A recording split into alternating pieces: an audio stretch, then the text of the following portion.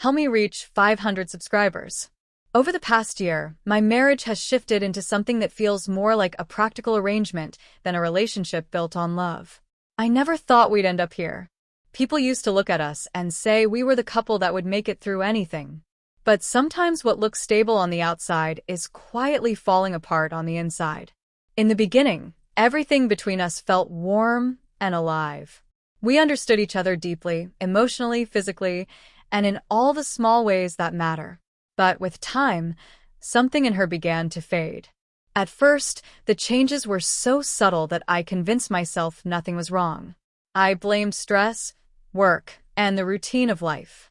I thought giving her room to breathe might help her feel closer to me again. Instead, that space grew into a distance I couldn't ignore. I remember reaching for her hand in bed and feeling her slowly pull away. I planned small surprises, suggested weekend trips, tried to create moments we could share, but there was always an excuse not to go, not to try. Whenever I gently brought up the lack of intimacy, she brushed it off with vague reasons. She was tired, overwhelmed, not in the right headspace. I tried to find the fault in myself. Maybe I wasn't doing enough. So I did more, helped more, supported more, gave more. I waited for her to meet me halfway, or at least to take a single step in my direction. But instead of finding her closer, I found myself staring at a wall I hadn't realized I helped build. The woman who used to look at me with warmth now looked through me. Our conversations shrank down to logistics, errands, bills, household tasks. She stopped asking how I was, and I stopped expecting her to.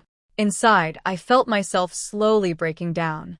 There's a different kind of pain that comes from being with someone who no longer seems to want you. I realized intimacy isn't only about physical closeness. It's about being wanted, seen, understood. And I didn't feel any of that anymore.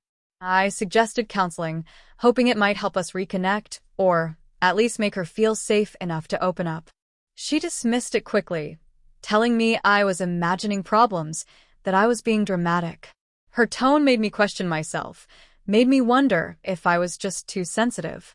Eventually, I grew tired of chasing someone who kept running without ever moving her feet. I stopped trying to initiate affection.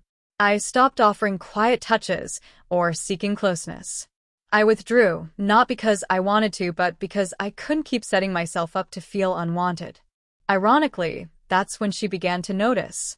She started asking why I seemed so distant, why I wasn't as available as before. At first, I didn't answer. I didn't want another argument where I spilled my feelings only to be dismissed. But she didn't like seeing her own distance mirrored back at her. She started to depend on me again, asked for little things, reached out in small ways. For a while, I went along with it. But then I stopped automatically saying yes. Not to punish her, but because I finally realized that constantly putting her needs above my own was destroying me. She didn't take my boundaries well. Accused me of being cold, selfish, detached. But I stayed calm and told her the truth. Every time I had tried to get close, she created space. Every time I opened up, she shut down. All I was doing now was giving her the same distance she had given me. For once, she didn't fight back. She just sat quietly, absorbing what I said. Maybe that was the first time she truly understood how I felt. A few days later, she asked to talk. This time she cried. She admitted she hadn't realized how emotionally closed off she'd become, that she'd been struggling, overwhelmed, maybe depressed, too embarrassed or scared to speak up. She apologized for taking me for granted, assuming I'd always be the one keeping us together. I listened without rushing to forgive. Words are easy. Changing behavior is much harder. I told her I needed space too, to decide whether rebuilding what we once had was even possible. Since then, she's been making an effort.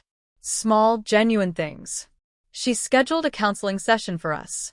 She's been more expressive, more present. These gestures aren't dramatic, but they're real. For the first time in a long while, I'm not the only one carrying the weight of our relationship. I'm not proud that it took me pulling away for things to shift. That's not who I want to be.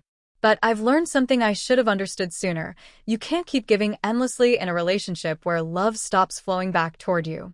We still have difficult conversations. We still stumble. But at least now we're speaking honestly.